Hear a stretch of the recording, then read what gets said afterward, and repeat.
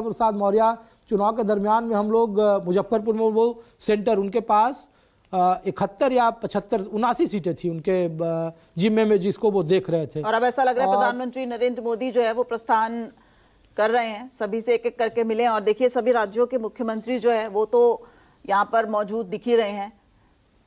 महाराष्ट्र के मुख्यमंत्री नजर आ रहे हैं देवेंद्र फडणवीस, गिरिराज सिंह यहाँ पर नजर आ रहे हैं। हाँ, ये आमतौर पर पहले दिव्या गिरिराज सिंह सबसे फायर ब्रांड नेता हुआ करते थे, लेकिन बिहार में भी बीजेपी की राजनीति थोड़ा बदली दिख रही है।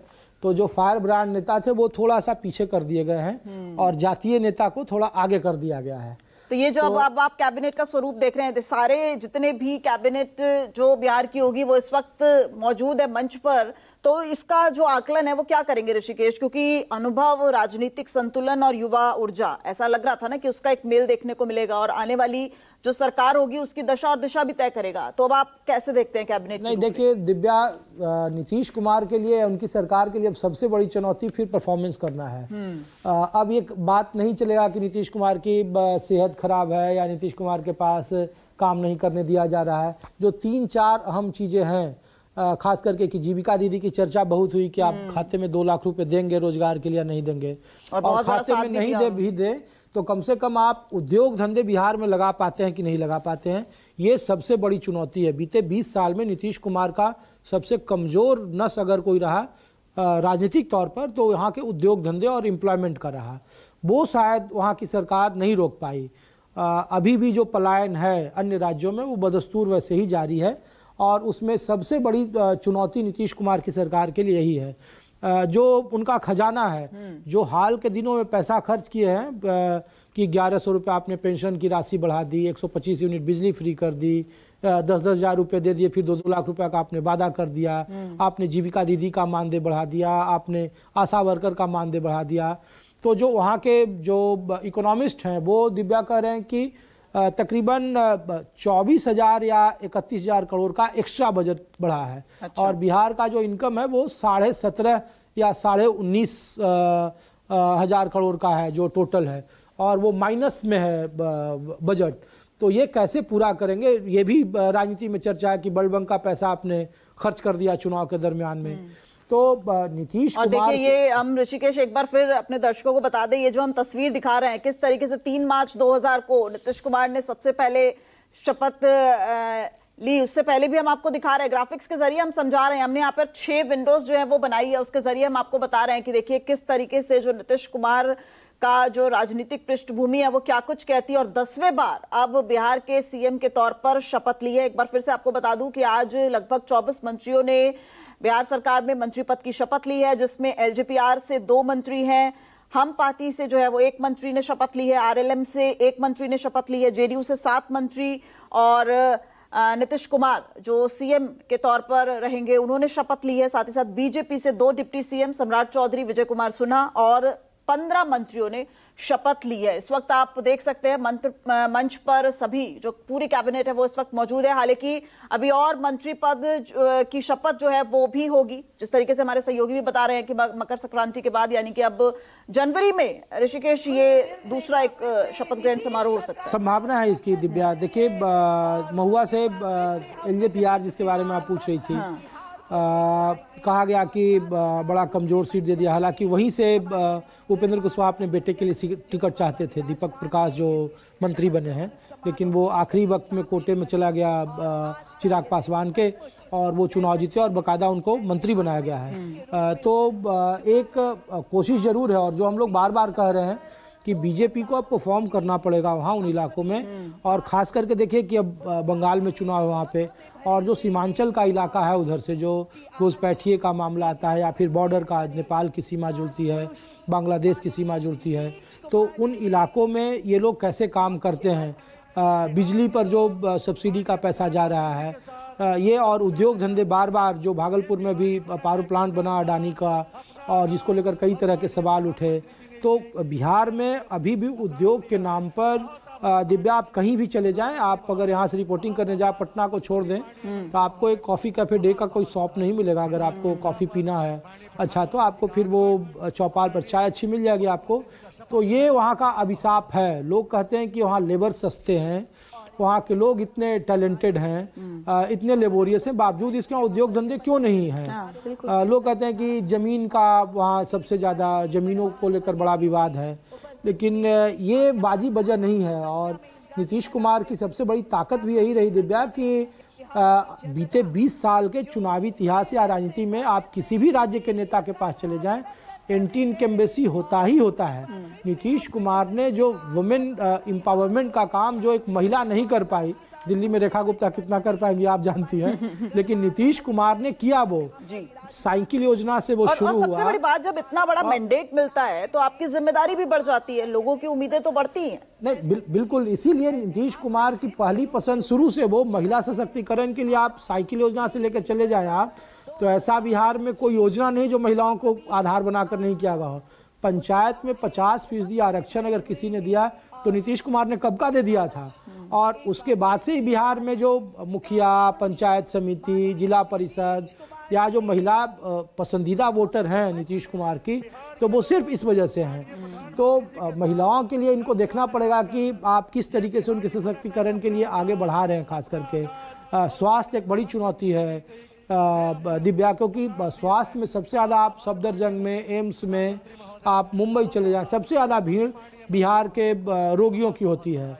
कई सारे संक्रमित बीमारी हैं या बहुत ही जटिल बीमारियां हैं बिहार में। और अब क्या लग रहा है पोर्टफोलियो जो है वो कब तक दे दिया जाएगा, क्योंकि उसको लेकर भी चर्चाएं जो हैं वो हो ही रही हैं। कल भी चूंकि अमित शाह शपथ ग्रहण के एक दिन पहले ही पहुंच गए, तो भी संजय झा, ललन सिंह, उनकी बैठक अमित शाह के साथ हो रही थी, तो कहीं ना कहीं पोर्टफोलियो भी डिसाइड हो ही चुका है। बस नहीं, वो हमको लगता है पोर्टफोलियो पर लगभग सहमति बन गई है। और शुरू में दिक्कत था, कुछ पोर्टफोलियो पर कहा जा रहा था कि आप हमें दे दें, लेकिन नीतीश कुमार के पास जो था, जैसे उनके पास शिक्षा है, उनके पास ग्रामीण विकास है, उनके पास गृह तो रहेगा ही रहेगा, उनके पास जल संसाधन है, तो ये जो उनके पास ऊर्जा है, तो ये सब चीज़ें, स्वास्थ्य बीजेपी के पास है, जो रूरल डेवलपमेंट, अर्बन डेवलपमेंट है, शहरी आवास, वो बीजेपी के पास ही है।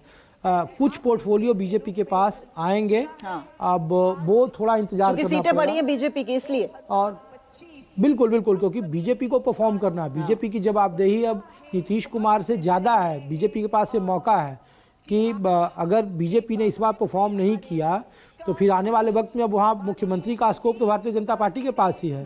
नीतीश कुमार की आखिरी पारी है, 2025 में वो 10वीं बार मुख्यमंत्री बने हैं।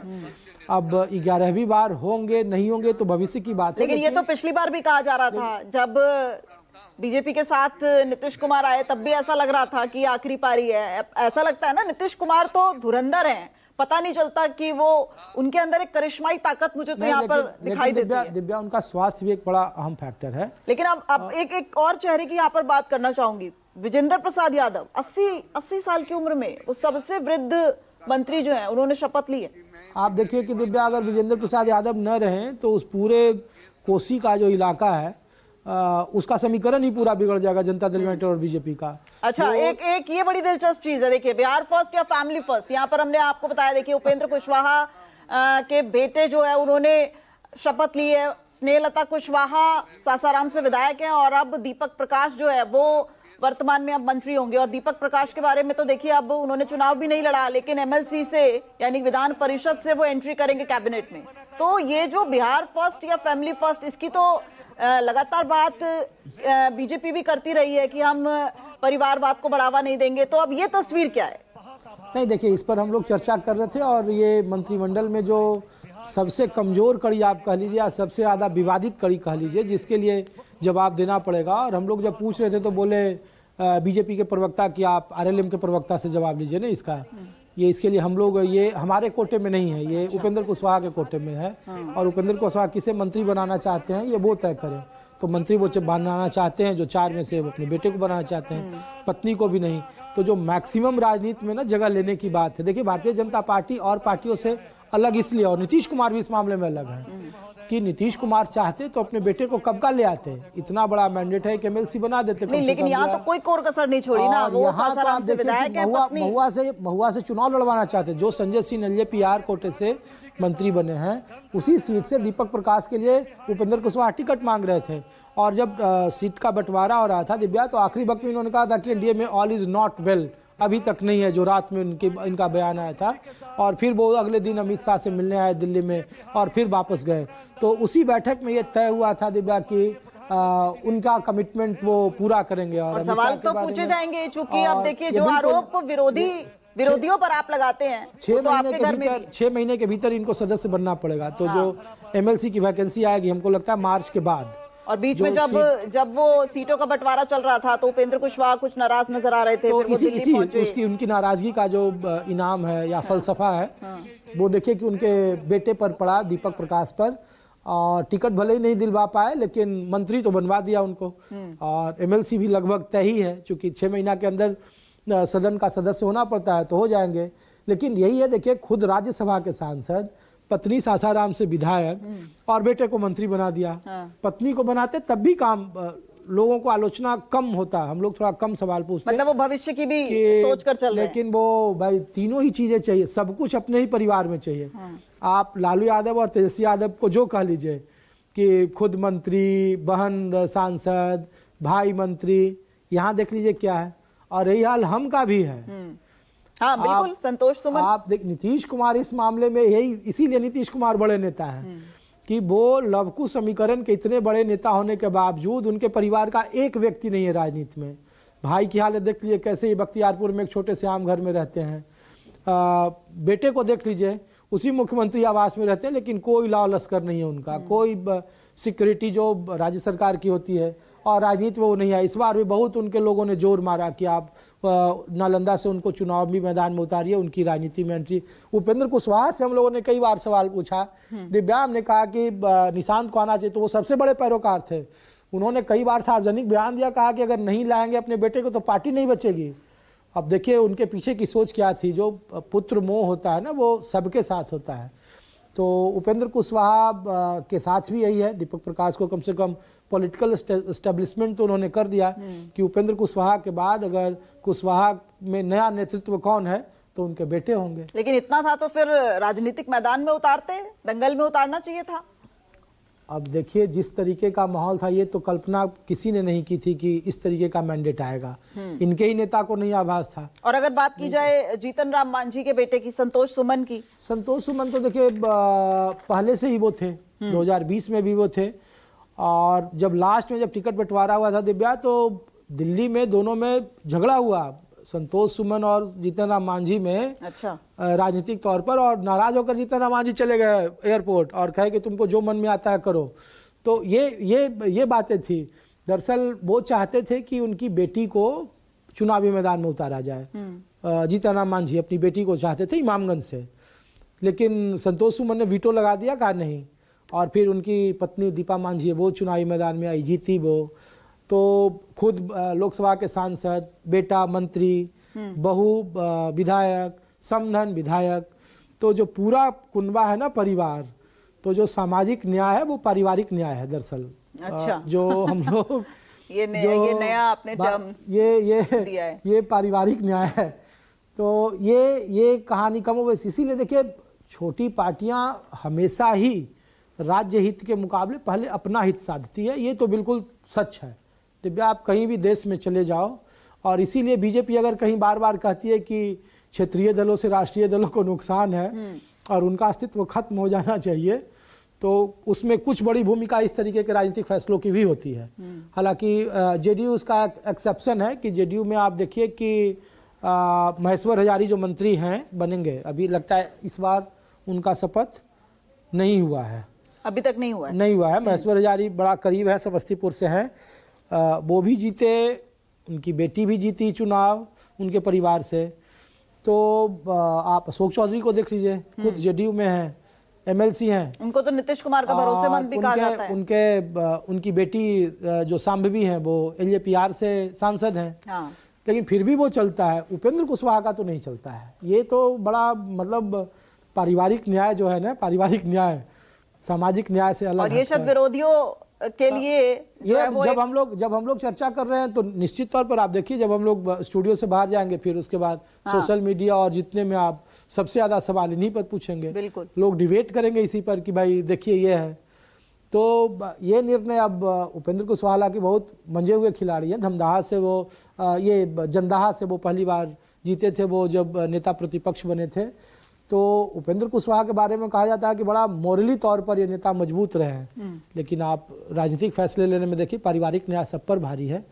तो इसीलिए ये बात नीतीश कुमार पर लागू नहीं होती है और नीतीश कुमार इसीलिए 20 साल मुख्यमंत्री रहने के बावजूद उनके खिलाफ कोई एंटी इनकम्बेंसी नहीं है और उनकी तारीफ ही लोग करते हैं कि नीतीश कुमार इकलौते फैक्टर हैं। और हम लोगों को भी नहीं लग रहा था कि उनका अति पिछड़ा वोट इस तरीके से इंटैक्ट रहेगा जी। महागठबंधन ने कोशिश जरूर की थी अलग अलग दलों को अपने साथ जोड़ने की, कि सहनी को तोड़ लें, तत्मा को तोड़ लें, कुछ सवर्णों में बंटवारा कर दें, लेकिन सारे कार्ड फेल हो गए। और हम लोगों ने थोड़ा प्रशांत किशोर को ज्यादा, देखिए प्रशांत किशोर को और मौका मिल गया, जिन पर आरोप लगाए सब पर मंत्री बन गए। दिलीप जायसवाल जिनको मेडिकल कॉलेज हड़पने का आरोप लगाया, कहा यार ये एक अदना सा कर्मचारी, ये एक तरीके का जवाब भी है कि भाई आपने जो आरोप लगाए वो पूरी तरीके से निराधार। और इन्होंने कहा जनता ने जनादेश दिया है तो जो मेरी मर्जी होगी राजनीतिक फैसले वो मैं करूंगा। और आपको जनादेश नहीं मिला। हाँ, आपको 1% भी वोट नहीं मिले, सीट नहीं मिली। सीट तो छोड़िए, परसेंटेज है, आप 6% मिनिमम होता है कि आप राजनीतिक दल का दर्जा हासिल कर ले। हाँ, लेकिन नहीं हुआ, उससे कहीं अच्छे तो वैसे ही निकले जो 15-20 दिन आए चुनावी मैदान में और न केवल 5 सीट, छठा तो मात्र 300 या 400 वोट से हार गए। मतलब उनका स्ट्राइक रेट 4-5 सीटें तो भाई सबसे बड़े तो वही रहे, उनका स्ट्राइक रेट सबसे ज्यादा रहा। और वो भी जब 3 तरह से लड़ रहे थे, बीजेपी और एनडीए का भी पूरा वोट बैंक उनके खिलाफ, महागठबंधन का भी पूरा वोट बैंक खिलाफ, लेकिन अपना ओवैसी का अपना वोट बैंक। और इकलौता जब हम लोग किशनगंज में गए थे तो ओवैसी की चर्चा, हालांकि उनकी पार्टी में फिर से धमारी होने की संभावना है दिव्या। आने वाले वक्त में आप देखेंगे तो जो जेडीयू का कुनबा बढ़ाने की बात आ रही है उसमें एक आईपी गुप्ता हैं सहरसा से जो जीते हैं, महागठबंधन के साथ कोलिशन में जीते हैं, एक बीएसपी से चुनाव जीता है। तो 2 नंबर तो मैं यही बता रहा हूँ आपको। कांग्रेस के कई सारे विधायकों पर नजर है। अच्छा, मतलब वो जेडीयू में जा सकते हैं, जेडीयू में ही जाएंगे। अच्छा, क्योंकि इसीलिए बीजेपी के मुकाबले जेडीयू ने अपने कोटे की संख्या सीमित रखी है।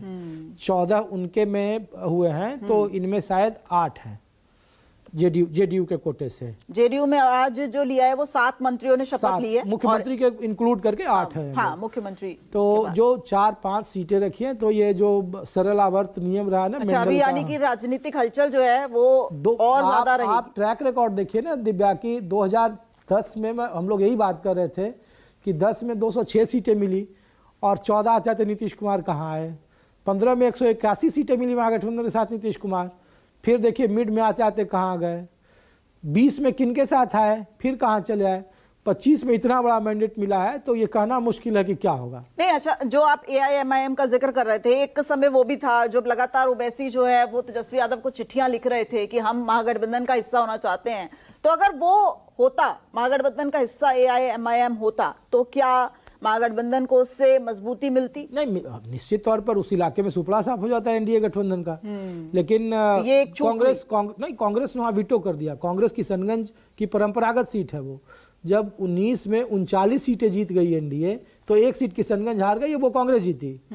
तो कांग्रेस नहीं चाहती है कि उनकी जमीन पर कम से कम ओवैसी आए, लेकिन उन इलाकों में उधर के मुसलमान बेहद प्रोग्रेसिव हैं कि वो अपने हिसाब से। इसका मतलब तो इस वक्त पॉलिटिकल पार्टीज को अपने अपने विधायकों को इंटैक्ट रखना सबसे बड़ी चुनौती है, खास करके कांग्रेस की। कांग्रेस के जो 6 जीते हैं उनमें से जो जानकारी है 4 का तो लगभग लोग कयास लगा रहे हैं कि तय है।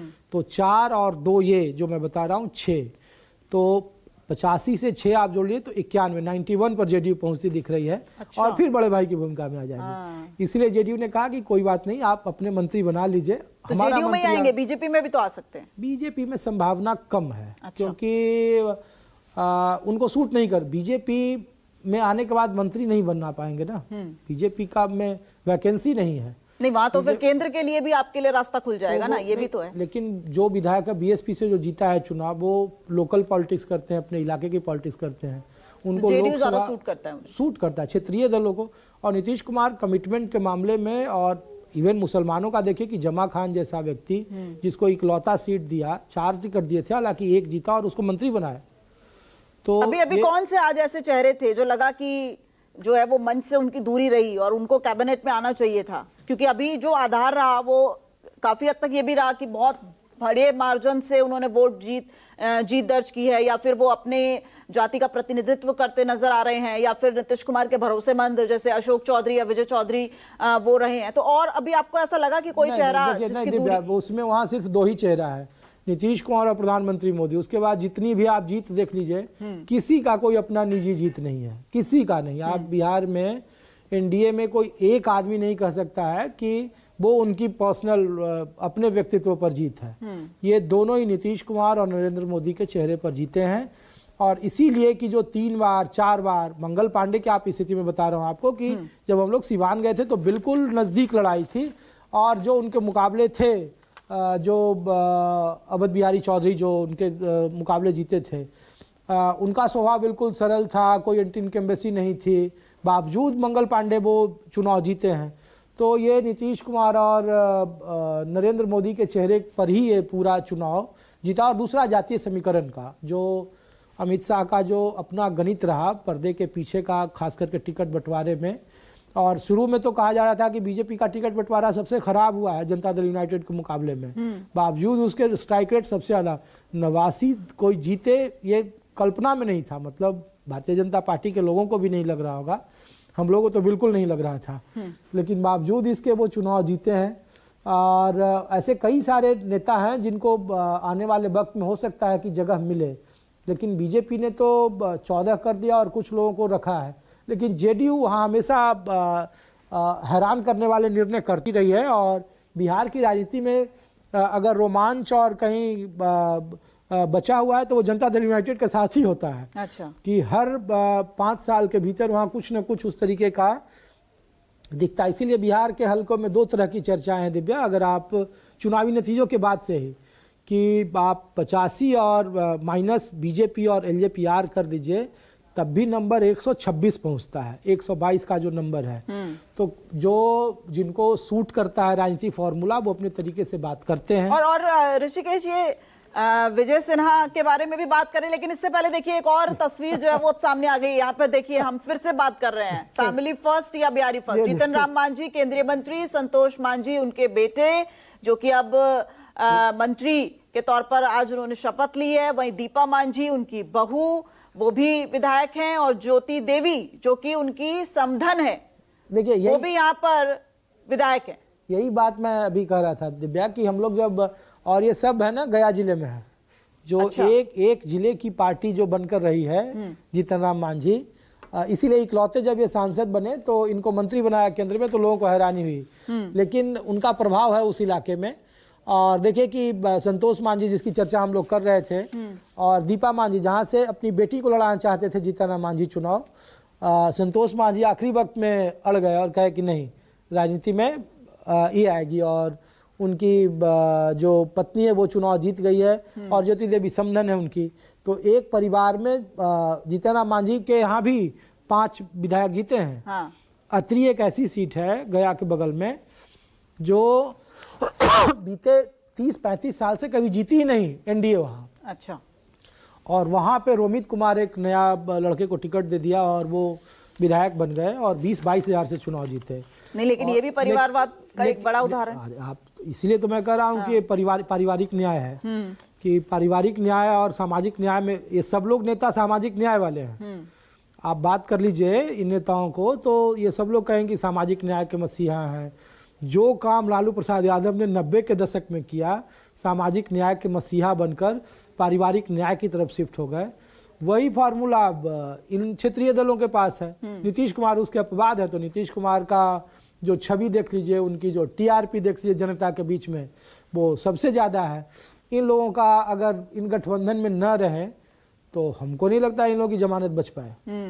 जो इन लोगों का समीकरण है। यानी कि कहीं ना कहीं गठबंधन का फायदा सबसे ज्यादा मिला। जो उपेंद्र कुशवाहा और जीतन राम मांझी की पार्टी को जो तकरीबन 80% और 90% स्ट्राइक रेट है, तो वो एनडीए के वोट बैंक का शिफ्ट होना है। इवन एलजेपीआर का भी आप देख लीजिए।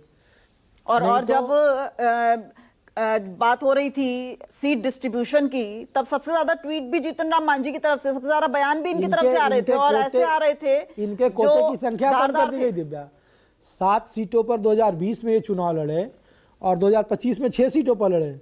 15 सीटों का इन्होंने लिस्ट दिया था। अमित शाह के यहाँ जब गए थे वो बोले इससे कम में तो मानेंगे ही नहीं। अच्छा।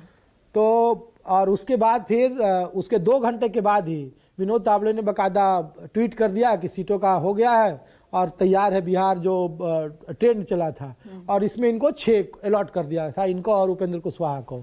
और फिर उपेंद्र कुशवाहा ने बयान दिया कि ऑल इज नॉट वेल, और फिर उसके बाद उनको दिल्ली बुलाया गया। और यहाँ से फिर तो इसमें देखिए कि 6 में से 3 तो ये हो गए, एक इनका बेटा एमएलसी इनका तय ही है।